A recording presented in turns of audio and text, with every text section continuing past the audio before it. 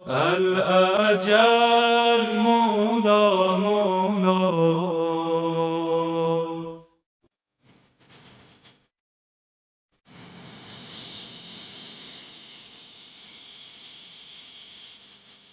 زمانہ غیبت کے واقعات میں ایک جوان کا ذکر ملتا ہے جو نہایت سادہ زندگی بسر کرتا تھا اور بہت سچا اور نیک تھا۔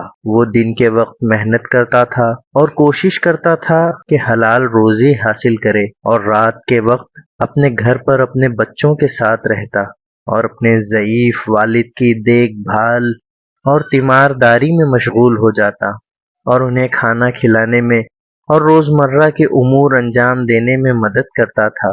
ہمیشہ اس کی کوشش میں رہتا تھا کہ اپنے والد کی خدمت میں ذرہ برابر بھی کمی نہ رہ جائے۔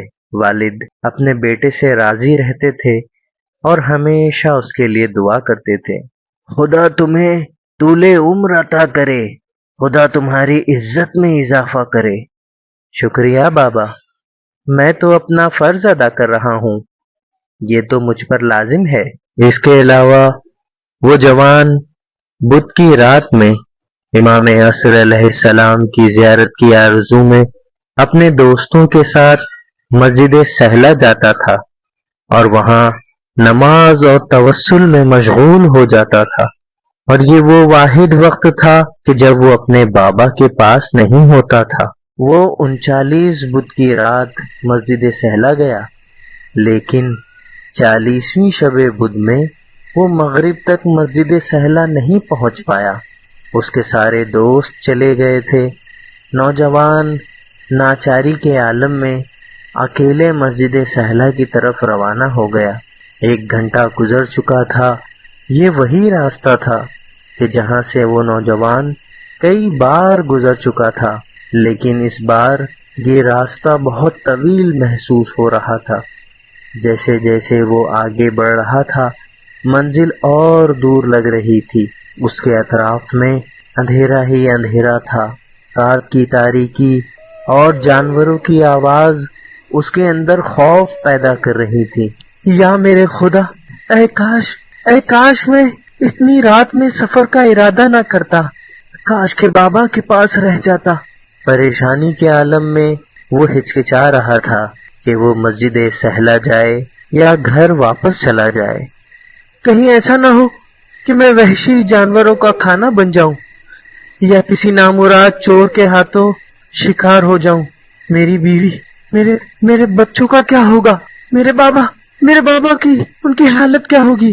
لیکن 40ویں رات ہے جو مسجد سہلہ جا رہا ہوں، وہ رات جس میں امید ہے کہ میری ملاقات امام زمانہ سے ہو جائے۔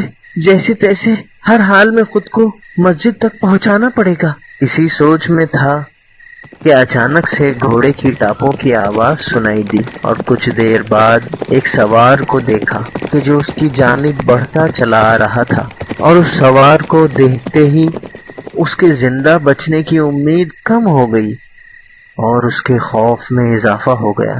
اے میرے خدا، ایسا نہ ہو کہ یہ راتوں میں نکلنے والا ڈاکو ہو، اور اگر اس کو یہ پتا چل جائے کہ میرے پاس قیمتی چیز نہیں ہے تو مجھے قتل کرنے میں دیر نہیں کرے گا۔ اب کیا کروں؟ مجھے مدد مانگنی چاہیے۔ میری مدد کیجیے میرے مولا، میری مدد کیجیے۔ اس بیابان جنگل میں اس وقت ایک ہی شخص تھا جو اس نوجوان کی فریاد کو سن سکتا تھا، اور وہ وہی گمنام سوار تھا جو اس کی طرف بڑھتا چلا آ رہا تھا۔ اس نے چاہا کہ بھاگ جائے، لیکن اس کے پیروں میں طاقت ختم ہو چکی تھی۔ اس کی امید نا امیدی میں بدل چکی تھی، اور ناچاری کے عالم میں کھڑا ہی رہا تاکہ اپنے نامعلوم قسمت کا نظارہ کر سکے۔ آخرکار گمنام سوار اس کے سامنے کھڑا ہو گیا۔ سوار نے کہا، اے شخص، تم کہاں جا رہے ہو؟ میں مسجد سہلہ جا رہا ہوں۔ کیا تمہارے پاس کھانے کے لیے کچھ چیز ہے؟ نہیں، میرے پاس کچھ نہیں ہے۔ اپنی جیب میں ہاتھ ڈال کر دیکھو۔ کیا مطلب ہے؟ یہ اجنبی کیا کہنا چاہ رہا ہے؟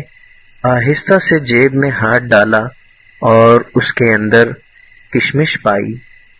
اچانک یاد آیا کہ اس نے یہ کشمش اپنے بیٹے کے لیے لی تھی، لیکن اسے دینا بھول گیا۔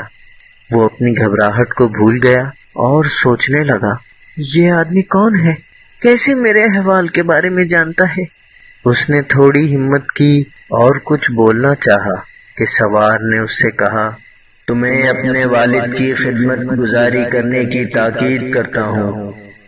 اس سے پہلے نوجوان کچھ کہتا، امام نظروں سے اوجھل ہو گئے۔ اسی اثنا میں وہ سمجھ گیا کہ یہ سوار وہی تھے کہ جس کی زیارت کی آرزو میں 40 شب بدھ مسجد سہلا آ رہا تھا۔ ہاں، امام عصر علیہ السلام نے نہ صرف اس نوجوان کے دل کی خواہش کو پورا کیا، بلکہ آپ نے عمل سے سمجھایا کہ اپنے بوڑھے باپ کی خدمت اور نگہداری تمہارے لیے ضروری ہے، یہاں تک کہ امام علیہ السلام نے اس عمل کو اپنے دیدار پر مقدم جانا۔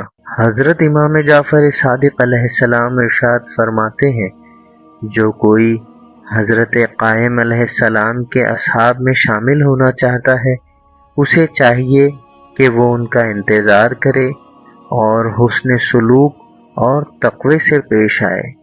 اللہم صل علی محمد وآل محمد وعجل فرجهم